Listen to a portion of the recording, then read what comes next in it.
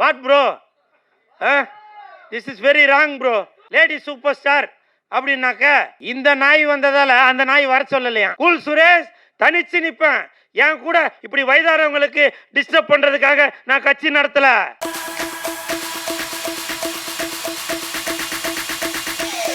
Big Boss season 7 contestant, comedian, actor, அது மட்டும் இல்லாமல் ஒரு கூலான மனிதர் திரு கூல் சுரேஷ் அவர்களை பேசுவதற்காக அழைக்கின்றோம்.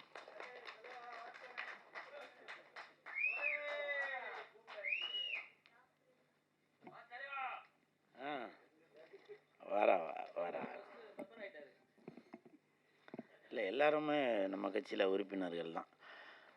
என்னம்மா கூலாக இருப்பாங்க அப்படின்னு ஈஸியாக சொல்லிட்டு போயிட்டீங்க. கூப்பிடும்போது ஒரு மாசாக கூப்பிடுங்கம்மா, பெரியவங்களாம் இருக்கிறாங்கல்ல. வெள்ளிக்கிழமை நாயகன், யூடியூப் சூப்பர் ஸ்டார், சிஎஸ்கே கட்சியின் தலைவர், கூல் சுரேஷ் கட்சியின் தலைவர். என்ன நிஜமாவே இருக்காவா? அந்த கல்பூர் தெரிறாப்பா.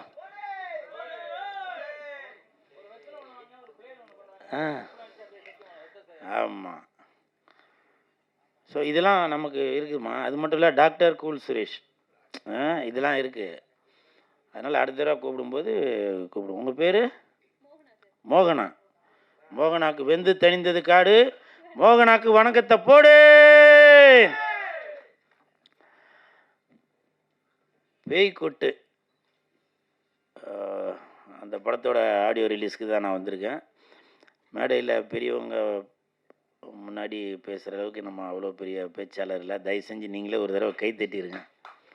இந்த கைத்தட்டல்கள் அனைத்தும் பேய் கொட்டு அந்த படத்துக்கு தான் போய் சேரும். கொட்டு அப்படின்னாலே உண்மையிலே கொட்டு வாங்கினாக்க அவங்க வளருவாங்க. நான் பேரரசார் படத்தில் கொட்டு வாங்கினதால தான் இன்றைக்கி நான் இந்த இடத்துல வந்து நிற்கிறேன். யோ ஐயரு, கோழி முட்டை போட்டால் அடகாத்து குஞ்சு பொறிக்கணும், இல்லைன்னா கூமுட்டையா போயிறியா கூமுட்டை அப்படின்னு நான் பேரரசார் படத்தில், திருப்பாச்சி படத்தில் வசனம் பேசியிருப்பேன். அப்போது நான் அங்கே அவர்கிட்ட கொட்டு வாங்கினதால தான் இன்றைக்கி பேரரசார் இருக்கிற மேடையிலேயே நின்று பேசுகிற அளவுக்கு நான் வளர்ந்துருக்கிறேன். இந்த படம் பேய் கொட்டு. காஞ்சிபுரம்னா பட்டு, இது பேய் கொட்டு.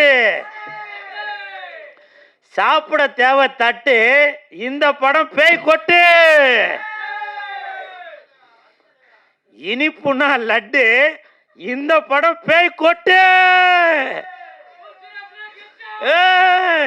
இப்ப கைய தட்டு.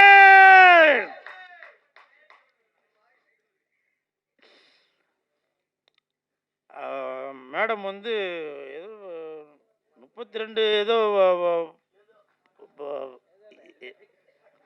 கிட்டத்தட்ட 32 டெக்னீஷியன் பார்க்க வேண்டிய வேலையா இவங்க ஒருத்தங்களே பார்த்துட்டாங்க. என் தானே தலைவன் டிஆர் ஐயா அவர்கள் சகலகலா வல்லவன் அப்படின்னு சொல்லுவான். அவருக்கு பிறகு சகலகலா வள்ளி என்றால் அது நம்ம லாவண்யா மேடம் தான் நினைக்கிறேன்.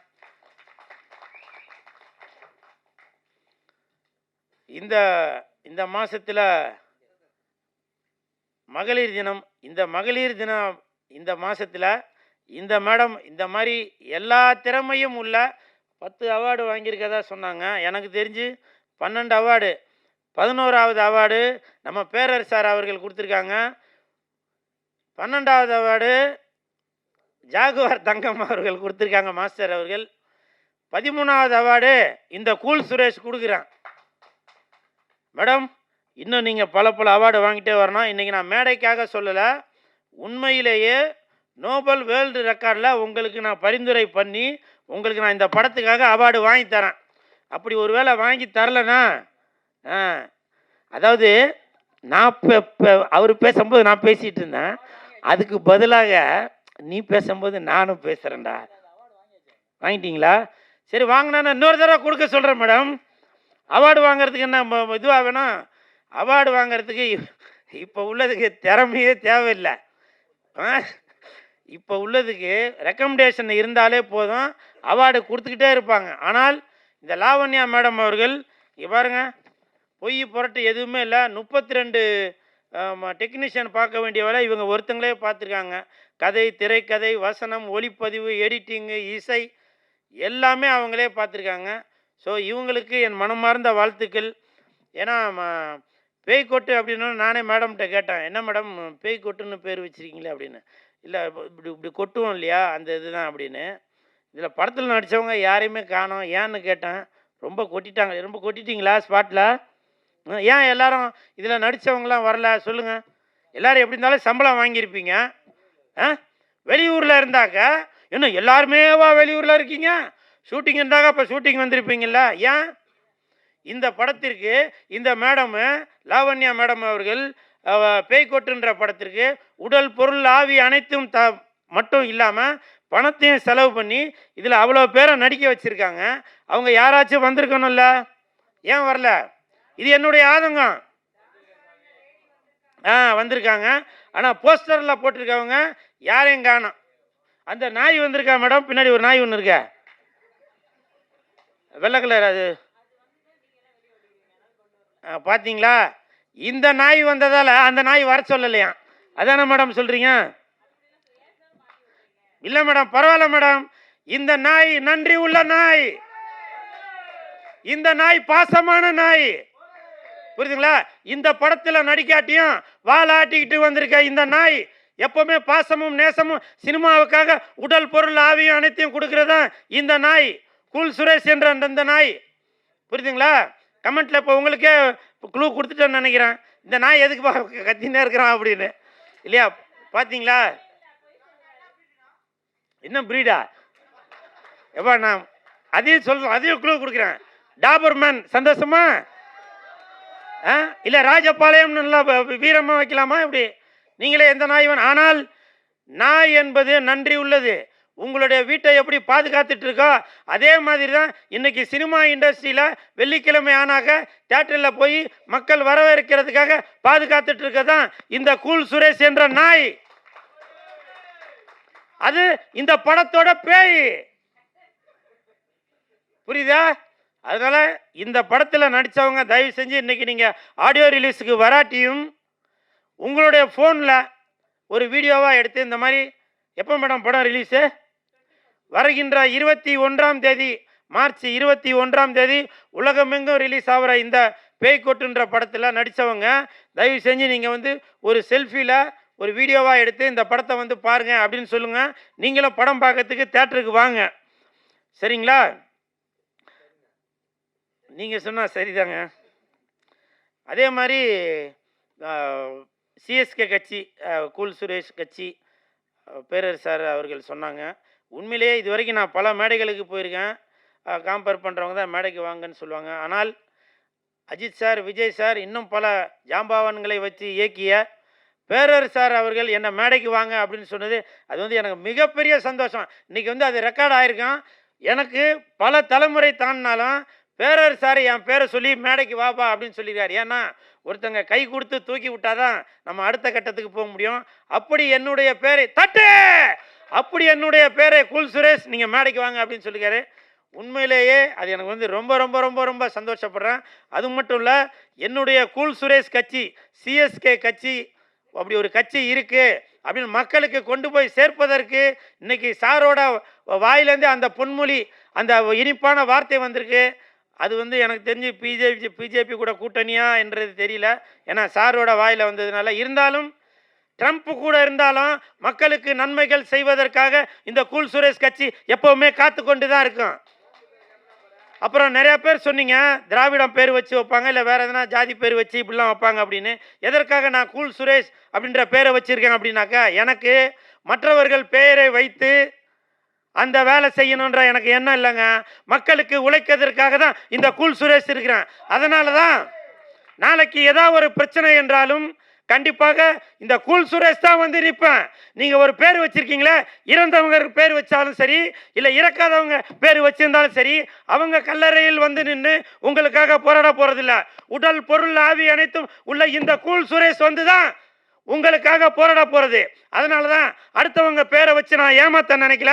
என்னுடைய பேரை கூல் சுரேஷ்ன்ற பேரை என் பேரை வச்சு தான் நான் இன்னைக்கு கட்சி ஆரம்பிச்சிருக்கேன். உங்களுக்கு விருப்பம் இருந்தால் இந்த கூல் சுரேஷ் கூட நீங்க கூட்டணி வைக்கலாம். இல்லையா, தனிச்சு நிற்கிறேன். கூல் சுரேஷ் தனிச்சு நிற்பேன். என் கூட பல கோடி பேர் இருக்கணும்ன்ற முக்கியம் இல்லை. நான் ஒருத்தர் இருந்தாலுமே எந்த இடத்துல நின்னாலும் அந்த இடத்துல கூட்டம் இருக்கும். கூல் சுரேஷ் இருக்கிற இடத்துல கூட்டம் இருக்கும். கூட்டம் இருக்கிற இடத்துல கூல் சுரேஷ் இருப்பான். தட்டு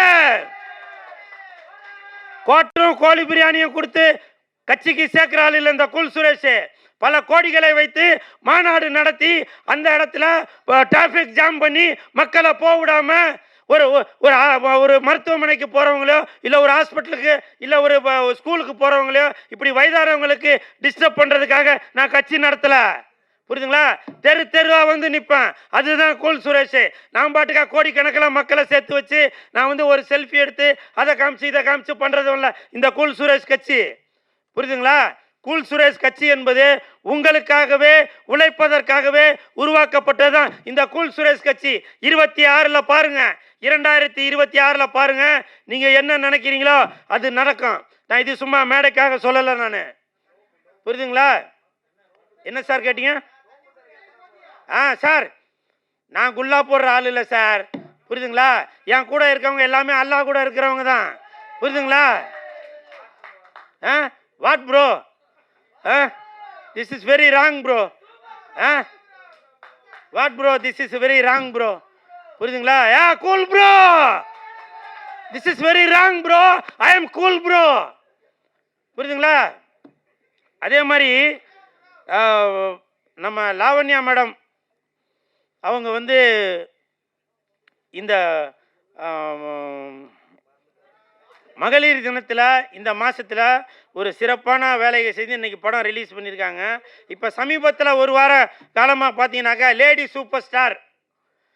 சூப்பர் ஸ்டார் அப்படின்னாக்க நம்ம நயன்தாரா மேடம் அப்படின்ற எல்லாருக்கும் தெரியும். இப்போவும் சொல்கிறேங்க, அவங்க வேண்டான்னு சொல்லியிருக்காங்க. இப்போவும் சொல்கிறேன், எப்படி தமிழ்நாட்டில் இந்தியை இங்கு வச்சு அழிக்க முடியாதோ, தமிழ்நாட்டில் இந்தியை இங்கு வச்சு அழிக்க முடியாதோ அதே மாதிரி தான் லேடி சூப்பர் ஸ்டார் என்றால் அது நயன்தாரா, நயன்தாரா என்றால் அது லேடி சூப்பர் ஸ்டார். நீங்கள் எந்த இங்கு வச்சு அழிக்க முடியாது, எந்த இங்கு ரப்பர் வச்சும் அழிக்க முடியாது.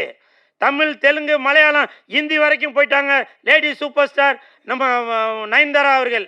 அதனால் lady super star Nayanthara is equal to Tamil Nadu. இதில் எந்த மாற்று கருத்துமே இல்லை. அதனால் இனிமேல் லேடி சூப்பர் ஸ்டார் என்றால் அது நயன்தாரா, நயன்தாரா என்றால் அது லேடி சூப்பர் ஸ்டார். அதே மாதிரி என்ன சார்?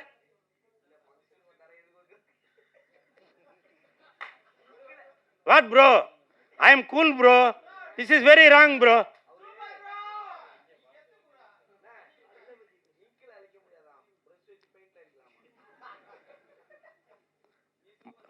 சார், செவத்தில் உள்ளது அழிக்கலாம் சார், மனசில் உள்ளது அழிக்க முடியாது. புரியுதுங்களா? சரி, இந்த பேய்கொட்டு படத்தில் நடித்த அனைத்து கலைஞர்களுக்கும் என் மனமார்ந்த வாழ்த்துக்கள்.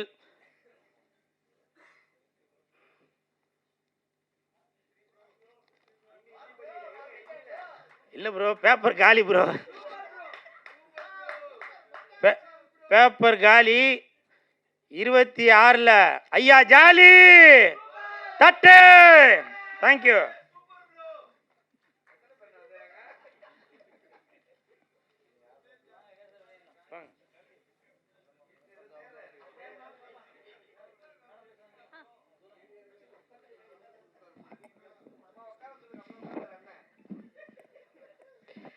Thank you so much, sir.